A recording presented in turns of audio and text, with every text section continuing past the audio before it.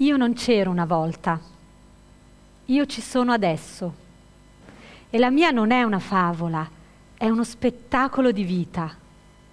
Amo l'arte perché mi consente di comunicare direttamente, sotto il filo della coscienza, di accedere al linguaggio della pelle d'oca, della pancia, delle strette allo stomaco, delle lacrime e del sorriso.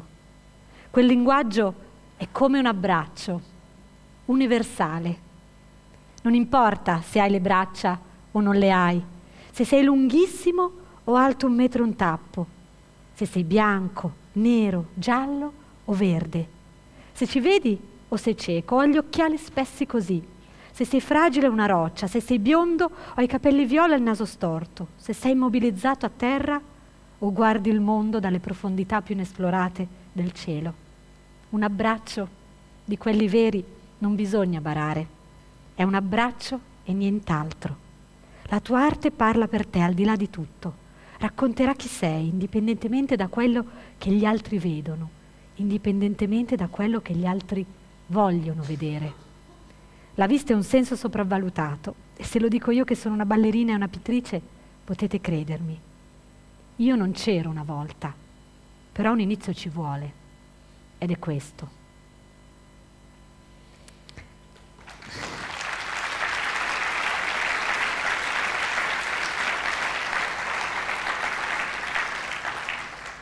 Questo è il prologo, l'inizio del mio libro, in cui racconto la mia esperienza di vita e si intitola Cosa ti manca per essere felice? Una domanda un po' provocatoria, un po' tosta, con cui ho voluto e desidero invitare le persone non solo a leggere il mio libro, ma anche così a condividere, a accostarsi a quella che è la mia esperienza di vita. Ho voluto iniziare con un video che è di danza. Io sono una ballerina e l'arte a volte parla davvero per te. Non ci sarebbero bisogno di parole, di aggiungere altro alla danza, alla pittura, alla musica. Però mi sono accorta nel corso della mia esperienza di vita che le persone poi avevano anche bisogno di capire come una bambina prima, una ragazza, una donna che è nata senza le braccia, abbia scelto di diventare una ballerina, di danzare, di dipingere e di fare quello che la vita mi sta donando. E allora ho capito che in realtà dovevo usare anche la mia voce per condividere con gli altri quello che ho avuto in dono, che ho avuto ma che non solo ho avuto, ma ho anche scelto e deciso insieme alla mia splendida famiglia di trasformarlo in vita vera. E così in realtà io seduta dietro questo tavolo mi sento un po' come una professoressa che è venuta qui a insegnarvi qualcosa, ma vi assicuro che non è assolutamente così. Anzi, io credo che la vita non si possa insegnare, ma la vita si può, ognuno di noi la deve vivere, però si può condividere con gli altri. Ed è una delle cose più grandi e più belle che la vita mi stia donando, ma non posso condividere la mia esperienza con voi se non mi metto a mio agio. E vi assicuro che così non sono tanto a mio agio, anche se sono bella comoda. Faccio qualcosa che in realtà una signora non dovrebbe fare, ma io sono venuta qui proprio per voi. E allora la cosa più... Tanto salgo sul tavolo così vi vedo meglio. È una cosa che non posso non fare per essere me stessa, è quella di... Sono carine le mie scarpe, vero? Vernice, molto carine, però così mi sento intrappolata. Mi sento legata perché i miei piedi, che voi avete visto danzare, che mi portano in giro, in realtà per me sono soprattutto le mie mani.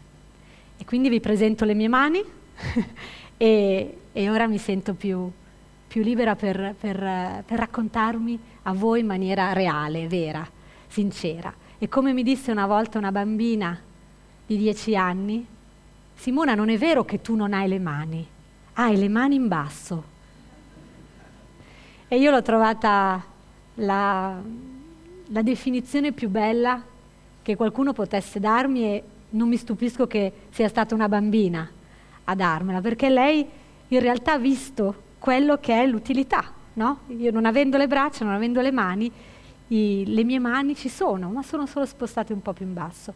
E potenzialmente quello che ho fatto io, cioè riuscire ad usare i miei piedi come mani, potenzialmente l'avreste potuto fare tutti voi, solo che siete nati con le mani un po' più in su e quindi non avete avuto la necessità di trasformare i vostri piedi in mani, e a volte in realtà vi confesso che un po' mi dispiace per i vostri piedi vederli sempre dentro quelle scarpe.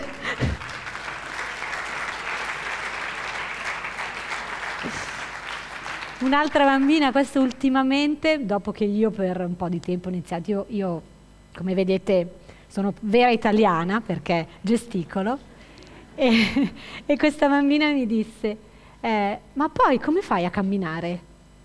Perché lei aveva visto davvero aveva viste mani, non più piedi, avevano smesso di essere piedi. Questo mi rendo conto che agli occhi degli altri può essere qualcosa di straordinario, perché è una cosa che non è così comune fare, però vi assicuro che per me è la mia ordinarietà. Arrivare a questa ordinarietà è stato, non voglio dire facile, perché io credo che tutti noi sappiamo molto bene che nella vita di facile non ci sia assolutamente nulla, e spesso dalle cose più difficili riusciamo a tirare fuori il meglio di noi. È un po' anche questa domanda: cosa ti manca per essere felice? Noi pensiamo che per essere felici ci serva tutto, e pensiamo sempre alla felicità come al raggiungimento di un traguardo, un percorso. Arriviamo e la laurea, piuttosto che qualsiasi altro target della nostra vita, possa essere la fine, il momento in cui siamo felici. Io ho scoperto che invece per me la felicità è il viaggio.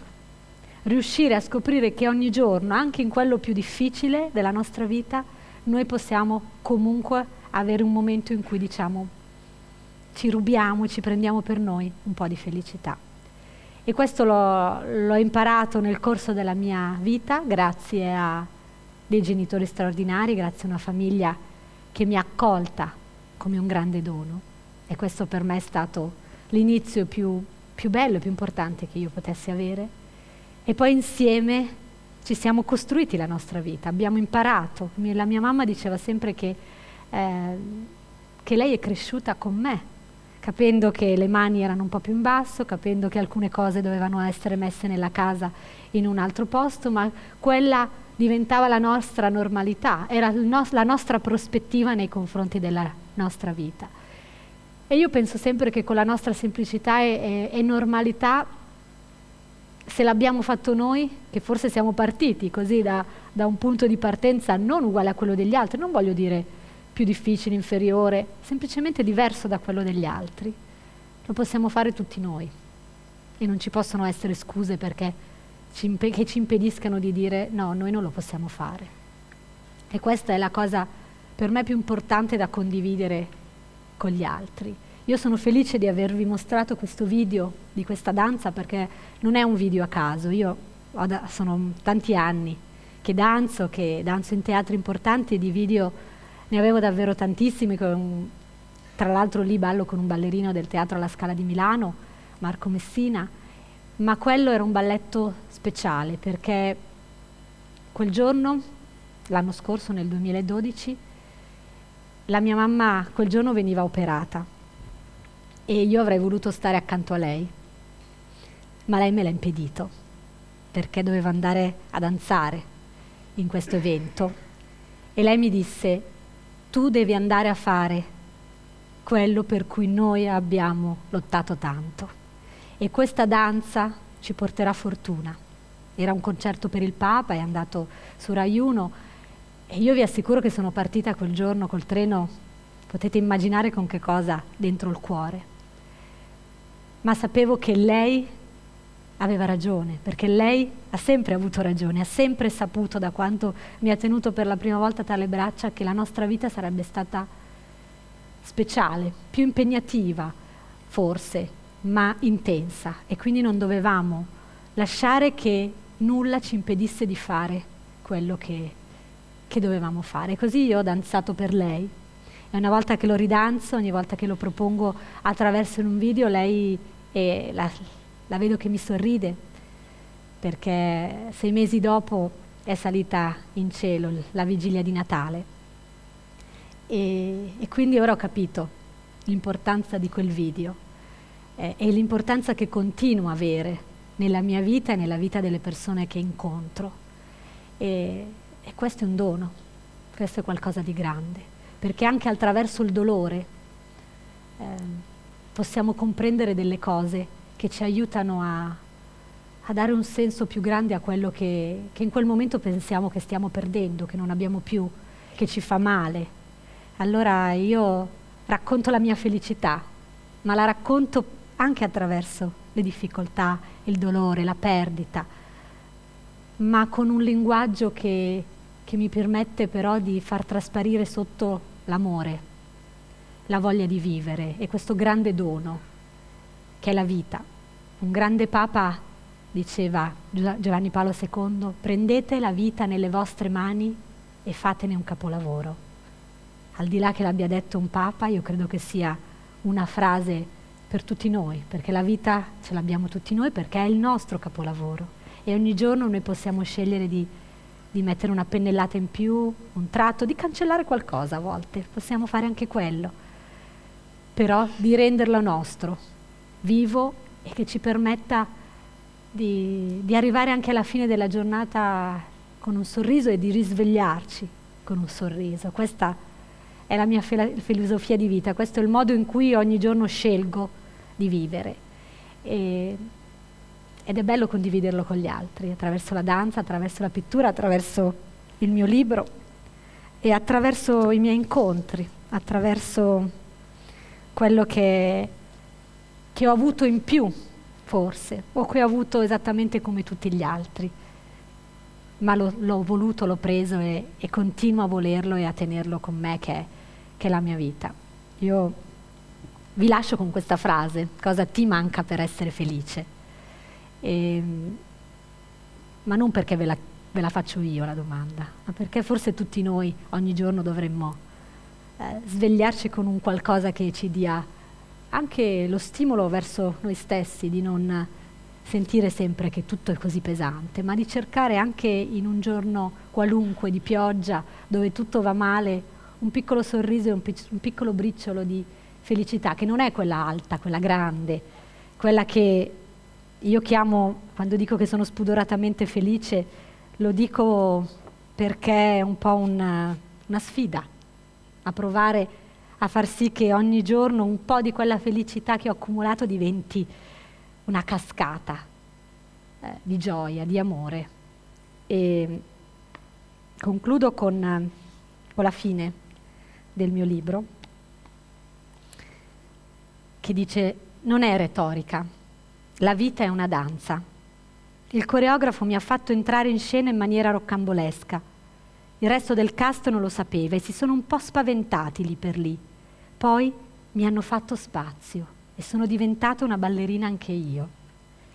Come tutti ho i miei punti forti e i miei punti deboli, e a furia di danzare ho scoperto perfettamente quali sono. Sono come Sansone, ho la forza nei capelli, e come mio nonno ho la forza nel sorriso. Sono come un calabrone, volo anche se non ho le ali. E come Anna mi metto scarpette rosa alla faccia dei busti ortopedici. Vado in altalena, mi scappicollo a istinto, come mia madre, e poi ho bisogno di silenzio, come mio padre. Sono felice, smodatamente, spudoratamente felice, ed è una gioia raccontarla questa mia felicità. Il mio punto debole è che dopo aver ballato tanto, dipinto e parlato, mi sento fragile, come svuotata, mi sento esposta. E anche se non vorrei mai scendere dal palco, non vorrei mai finire una tela, non vorrei mai smettere di chiacchierare, devo farlo, altrimenti potrei disperdermi negli occhi altrui e non sarei più io, Simona. Quando viene quel momento mi inchino profondamente a ringraziare quanti mi hanno dedicato tempo e cuore. Sento i capelli scivolare lungo la schiena e arrivare a terra e il respiro farsi più regolare. E vedo i miei piedi. Allora comincio a immaginare un nuovo sogno.